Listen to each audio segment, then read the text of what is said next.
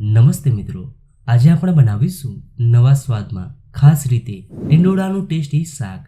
આ રીતથી બનાવેલું શાક ખાવામાં ખૂબ જ સ્વાદિષ્ટ લાગે છે.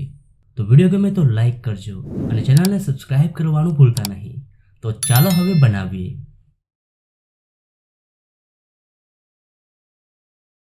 ટીંડોળાનું ટેસ્ટી એવું શાક બનાવવા માટે અહીંયા મેં 250 ગ્રામ ટીંડોળા લીધા છે. હવે ટીંડોળાનો ઉપર અને નીચેના ભાગને કાઢી લઈશું. ત્યારબાદ આ રીતે 4 ભાગમાં કટ કરી દઈશું. તો બધા જ ટીંડોળાને આપણે સમારી લીધા છે. હવે ટેસ્ટી એવું શાક બનાવી લઈએ. એક પેનમાં ઉમેરીશું 2 ટેબલસ્પૂન તેલ.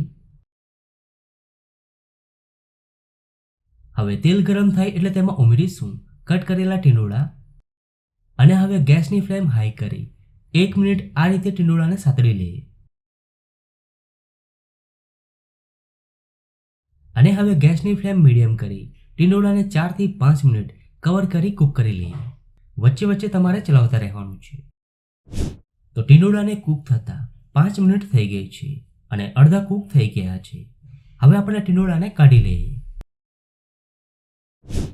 હવે આ જ પેનમાં ઉમેરીશું 2 ટેબલસ્પૂન તેલ. હવે તેલ ગરમ થાય એટલે તેમાં ઉમેરીશું 1 ટીસ્પૂન જીરું, 1 તમાલપત્ર અને 1 ઇંચ તજ ઉમેરી અડધી મિનિટ સાંતળી લઈએ.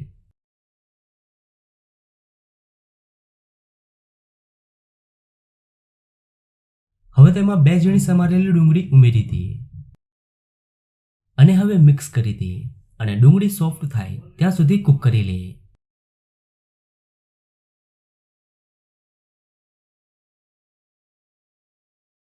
તો ડુંગળી સોફ્ટ થઈ ગઈ છે. હવે તેમાં ઉમેરીશું 1 ટીસ્પૂન આદુ લસણની પેસ્ટ અને હવે અડધી મિનિટ સાંતળી લઈએ. હવે તેમાં ઉમેરીશું 1 ટેબલસ્પૂન બેસન અને હવે બેસનને ડુંગળી સાથે 1 મિનિટ કૂક કરી લઈએ જેથી બેસનનો કાચો સ્વાદ વયો જાય.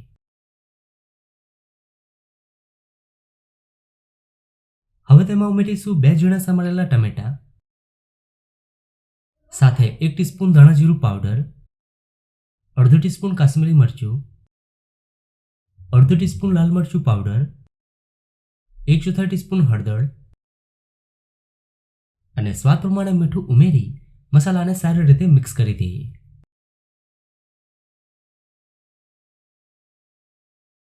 હવે તેમાં અડધો કપ પાણી ઉમેરીશું સાથે અડધો ટીસ્પૂન લીલા મરચાંની પેસ્ટ અને હવે મસાલાને સારી રીતે કૂક કરી લઈએ.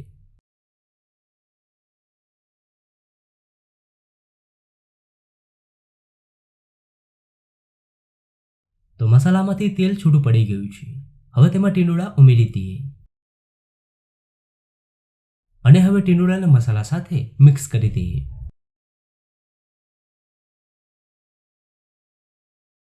અને હવે કવર કરી 10 મિનિટ કૂક કરી લઈએ. હવે લાસ્ટમાં કોથમીર ઉમેરી ગરમ ગરમ શાકને સર્વ કરી લઈએ. તો એકદમ સ્વાદિષ્ટ ટીંડોળાનું શાક બનીને તૈયાર છે. ખૂબ જ સરસ શાક બન્યું છે. તો તમને આ શાકની રેસીપી કેવી લાગી? જો રેસીપી ગમી હોય તો વિડીયોને લાઈક અને શેર કરજો.